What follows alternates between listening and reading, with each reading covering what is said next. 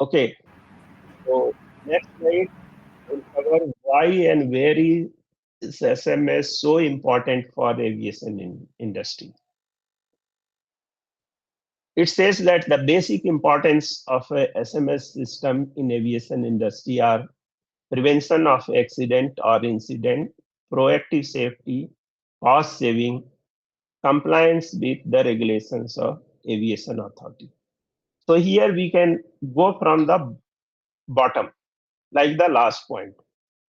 Suppose every state, what it says, the aviation authority, or sometimes you will find the terminology, the state.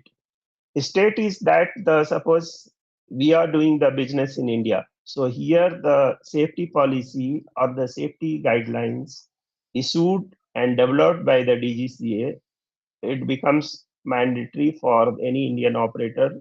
Those who are covered under the above slide, what we discussed under those CRs, they need to follow, they need to do. So once they do this compliance, of course, these compliances or these guidelines or the procedures have been developed over the time as we discussed in consultation with the international manuals that is of ICAO. So, and based on the experiences, some we will cover again in the next topics or in the next slides. We will show you some videos where that why these things has come in mind of the regulatory bodies and those who are managing the airlines and the safety managers that had those policies or had these been implemented or done, this accident or the incident could have been avoided. So, based on the analysis of the accident and incidents over the period of time, this safety management system got developed. So here, that's why it says from the bottom what I am saying, if the any organization is in compliance of the regulations what have been developed by the authority and what they have developed their SMS manual, then the chances of any accident or incidents, they are very minimal. Or we can, next point I'll come, we can have a proactive strategy. What is proactive strategy? That we know that if we do not comply, or like we just give an example, suppose if you are going for a walk and you know that the pavement, the area has got lot of pebbles. So if you don't wear a proper shoe, you are going to damage your feet. So that is like that. So you know that to avoid that damage of your feet and to make you incapable in the long run, you need to put a good quality of shoe when you go for work.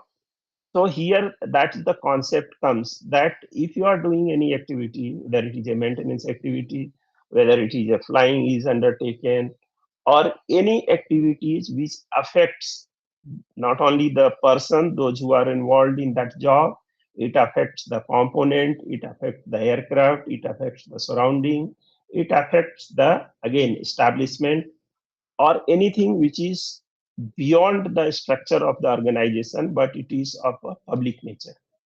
If it is going to affect, and we can think proactively, we think before that, okay, with my action or my this particular action, there may be situation where we will land up or there will be an accident or incident.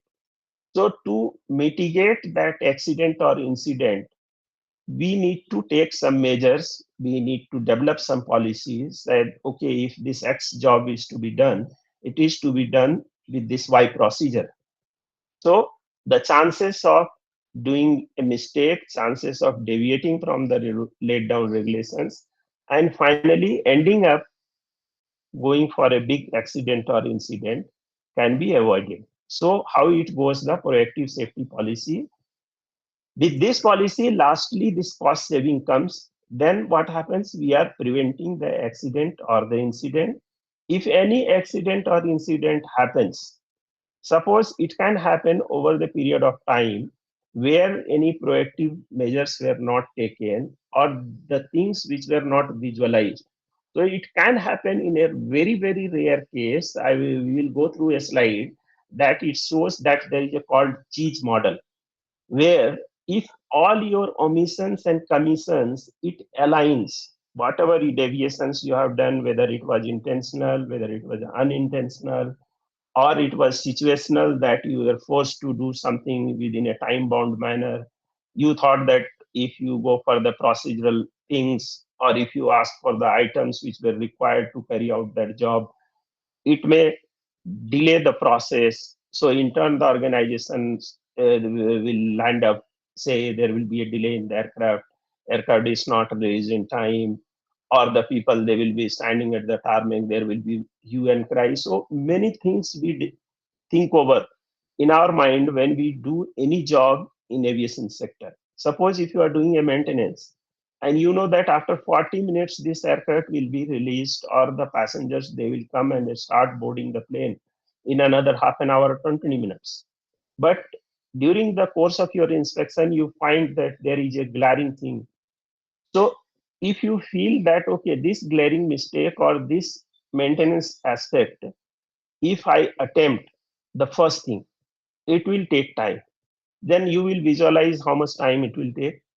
Now it comes, okay, you think that okay, I can do this within half an hour.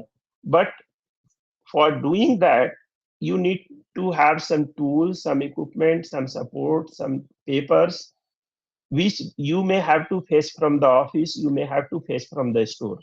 So there what you think, no, no, I have done this job many times, I can do this without that support paper, or without going through the procedure line by line, or without getting the necessary item if there is a requirement of filler gauge, or if there is a requirement of a spanner, if there is a requirement of, say, screwdriver to tighten it. You'll think, oh, arey boss, if I go to the store, it will take another 10 minutes. By the time airport will get delayed.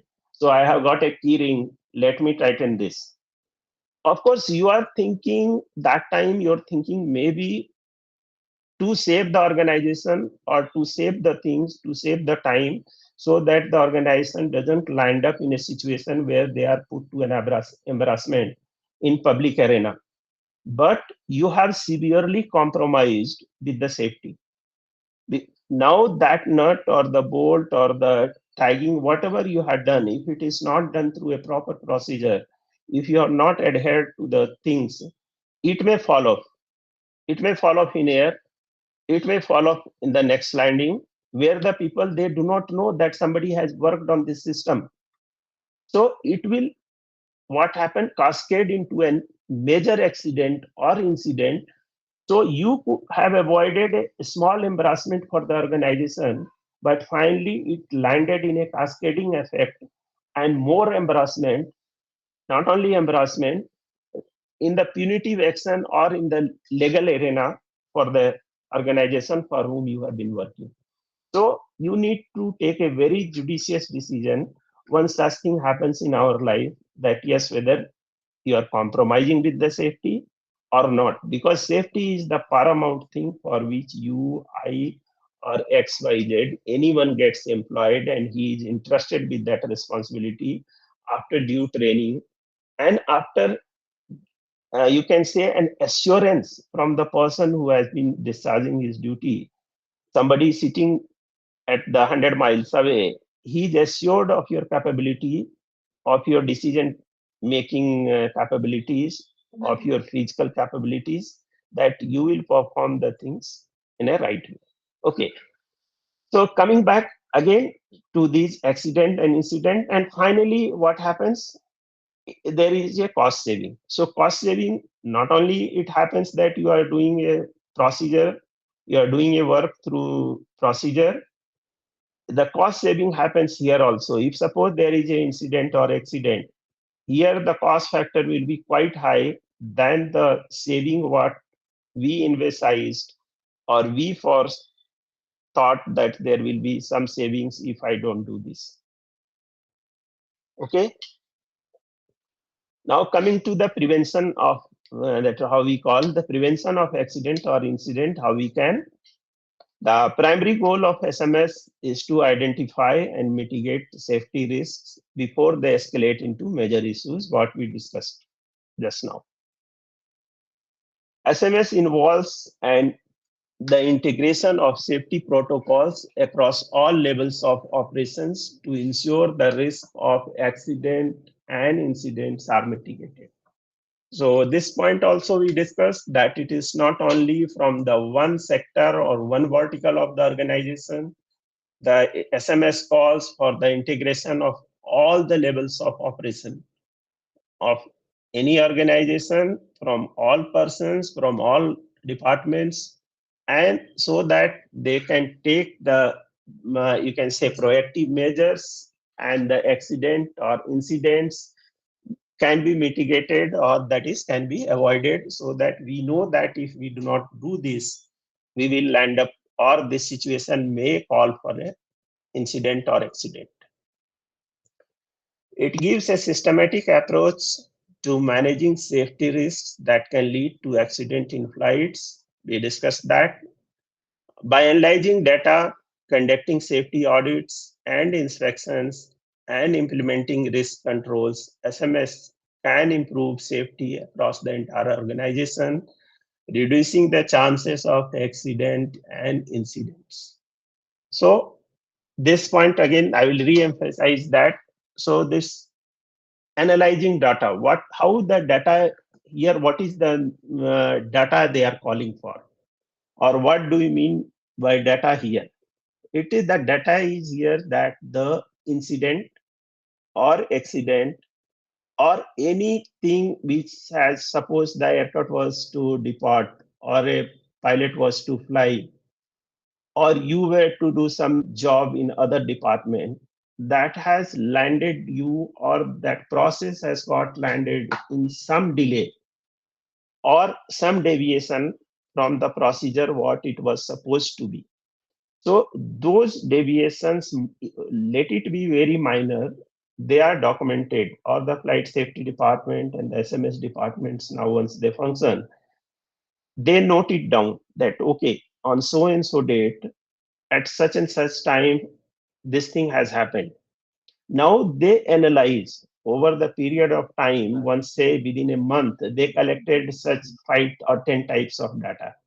Now those 10 type of data, they will be analyzed that whether there is any trend in those data which shows that the something is getting repeated, or these happenings are taking place due to somewhere there is a miss in the organization. So if that miss again proactively can be corrected, or some trend is developing, suppose at a particular station there is a phenomena of delay, or there is a phenomena of fight within the organization. Generally it is happening at X or say Bangalore station. So the safety management person, or the person who is looking after, he will analyze that okay, out at other stations such things are not happening, only it is happening at Bangalore, or if it happened once or twice in other stations, but the more number of incidents or the occurrences are here in Bangalore. So they will analyze those data, and they will go to the root cause that why it is happening, and organization will take that proactive measure so that this thing doesn't get repeated, because if it is not, then it may lead to a, again, of a higher magnitude, you can say fight, or higher magnitude of the incident or accident. So they analyze the data, conduct safety audits, same station wise, section department wise, then your vertical wise, these audits, they are deputed, auditors are deputed, they are given the checklist. And in addition to the checklist, with their experience, if they find that something is to be reported, or something they find that here this process can be improved, they will write their suggestions, they will write their recommendations, and they will check the safety audit list, that whether the audit list which has been developed again in the safety management system manual, whether these points are getting implemented, whether these points are getting covered, and they are regularly being practiced in all the departments and at all the stations.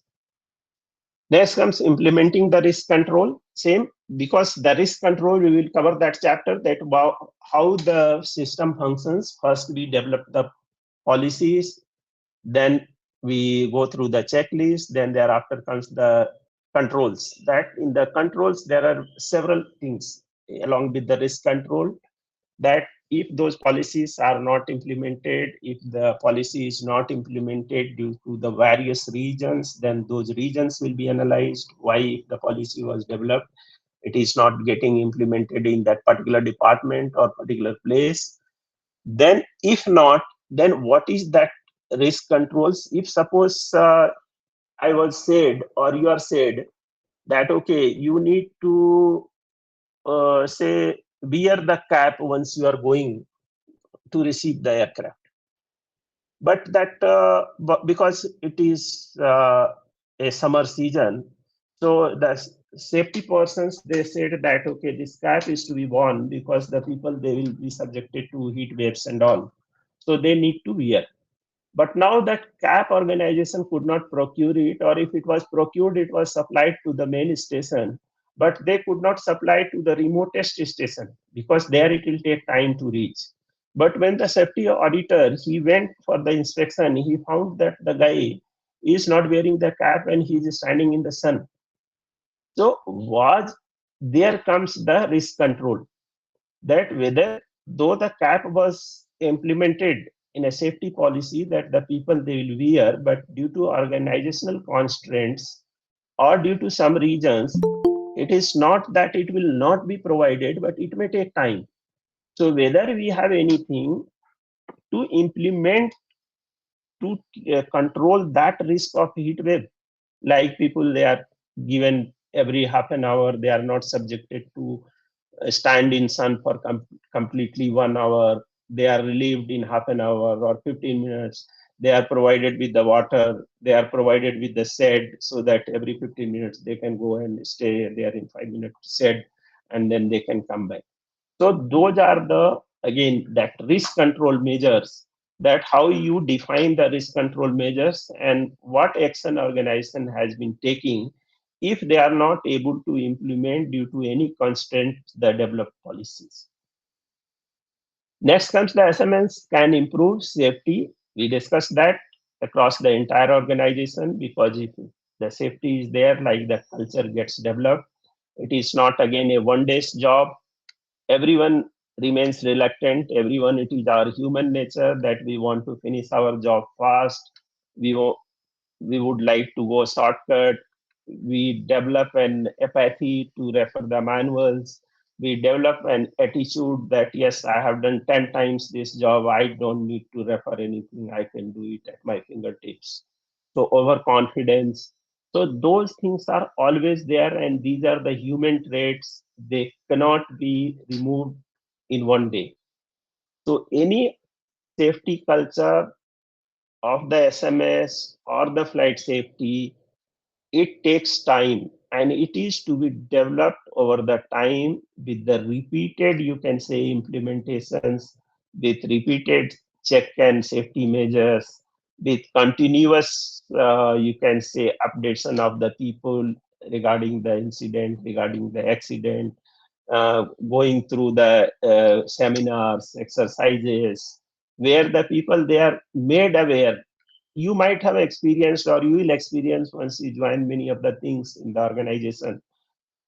You have attended a safety meeting. Again, next time again, your name come. You will feel, "Arey, what is that? Already I have attended one meeting. I know everything about the safety, or I know everything about the flight safety. Why they have given my name second time in next month itself, or within the span of 3 months?" So we feel that yes, we know, but there only the miss happens if a person is committed for once, and if he skips one step also. Suppose 5 times you have done a job and sixth time you have not referred, but you have omitted one step. That one step may not lead to an immediate accident or incident or any safety issue, but the seventh time it will inculcate an culture in you or in the organization who is watching you, maybe your junior, your senior, that okay, this guy is very sound, very knowledgeable, he knows everything, he need not to refer the manual, he does his job like that. So the junior who is learning from you, he comes to know that, okay, if I'll do with sir 3 times the same job, fourth time I can also do it, need not to refer any manual. There the mistake happens because that one step gets omitted. Next time, the seventh time when you are doing, you are overconfident, you again omit that step. And maybe over the time, when the seventh, eighth, ninth time, the same steps are omitted, it can lead to any incident or accident. Okay, so now next, I will cover this slide, then we'll go for a break. I hope already I am taking much of the time. So next comes the proactive safety. So what is proactive safety? That also we discussed that before something happens, we take an proactive action or we take some proactive measures. By that, we can avoid anything which can happen at the latter stage. So here, SMS focuses on proactive safety management rather than reactive safety management. So hope you people are all from aviation background. You must be aware of the proactive and reactive approach. Proactive approach is that if you do something before any incident or accident, not only incident or accident, say if you need to fill the petrol in your car, and you know that you are okay going to drive 300 kilometers, but still your car has got almost one fourth of petrol. You, this is the here the reactive approach comes, that you will drive till the end, and suppose at the highway somewhere you got stuck or in the traffic and petrol gets exhausted. Now what happens? Though you visualize that you are going for 300 only and your tank is half, one by fourth full, and you could have gone there till your destination with the same amount of petrol, but due to some unforeseen circumstances on the way, due to traffic, due to jam, due to diversion, you landed taking a diversive route, bigger route, or you stuck in traffic and your petrol got exhausted without reaching the destination. So now what happens? You will search for the petrol, you will take a bottle, you will beg, borrow, go to the nearest petrol center, somehow bank get 1 or 2 liters of petrol by requesting them, and then you will come and put it in the car and again drive it to the nearest petrol pump. So that is the reactive safety management approach, because something has happened and thereafter we react. Proactive is that, okay, you know that it is one by fourth, but okay, let us not take the risk. I'll get 5 or 10 liters extra, so that while coming back or just after reaching there, I need not to search the petrol pump and get my car filled. So that is the concept of safety beforehand.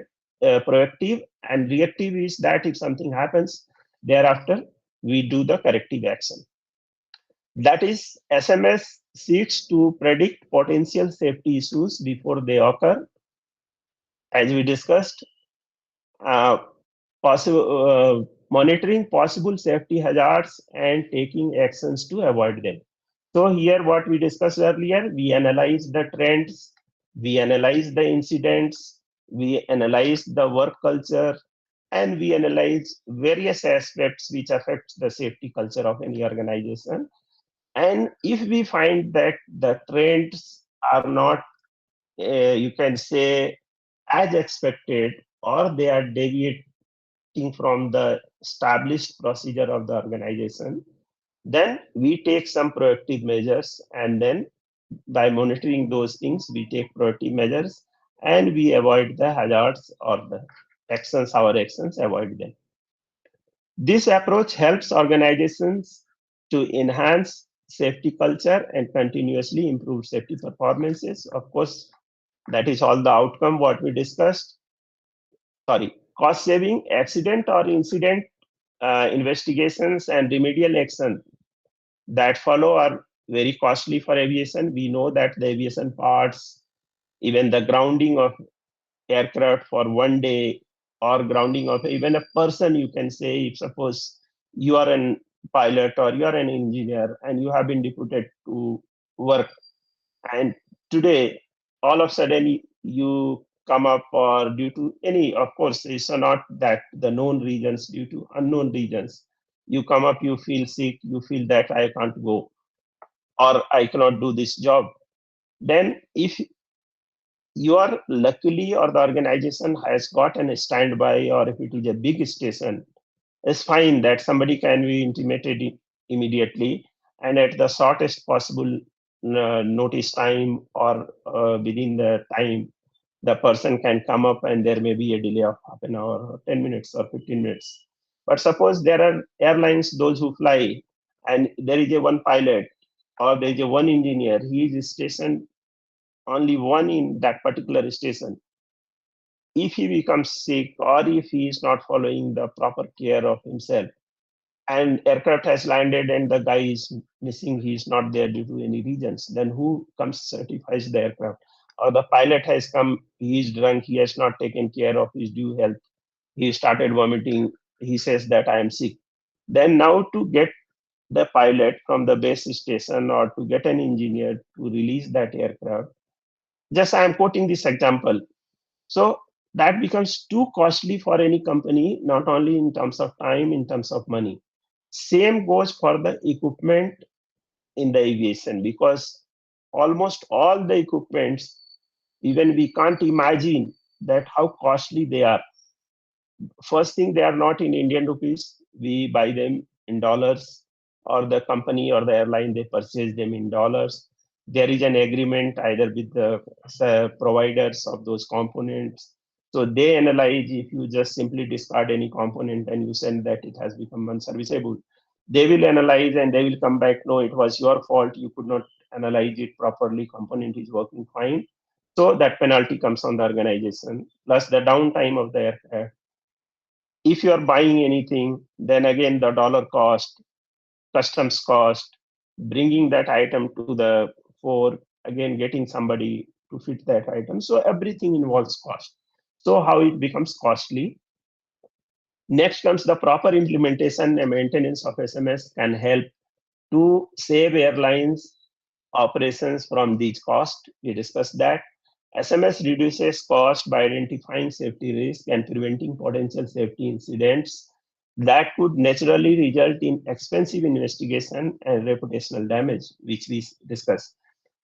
That not only that you are forced to buy any component, or you are forced to, if your aircraft is grounded, you are forced to refund the ticket cost to the customers. You are forced to provide them the temporary accommodation as per the DGCA regulations.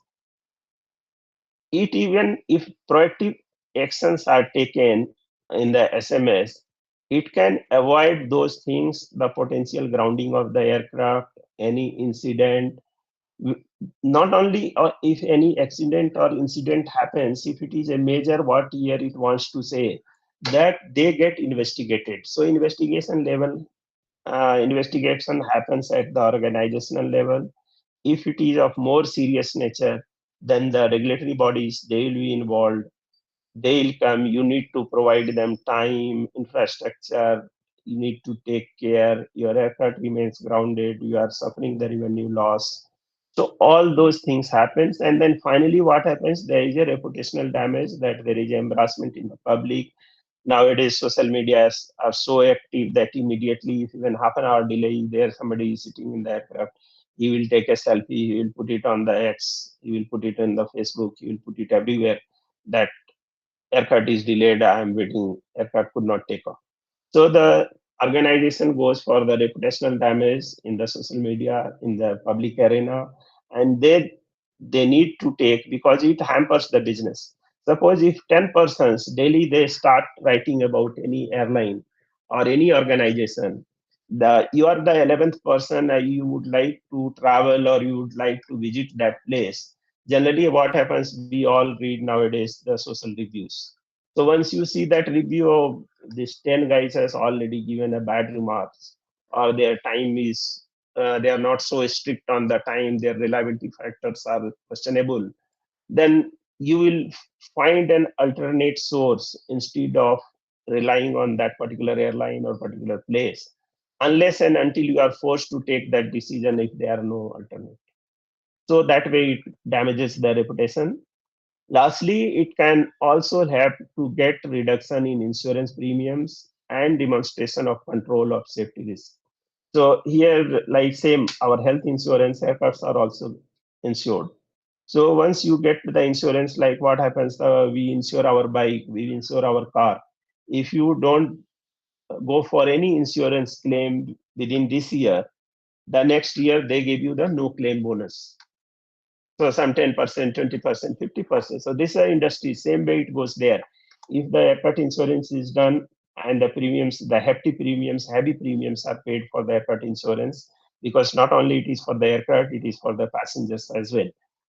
So thereafter, if the airline is not claiming any insurance from the insuring bodies or insuring institutions, then next insurance definitely it comes at the lower premium. So here, what is that? I hope we covered almost for 1 hour.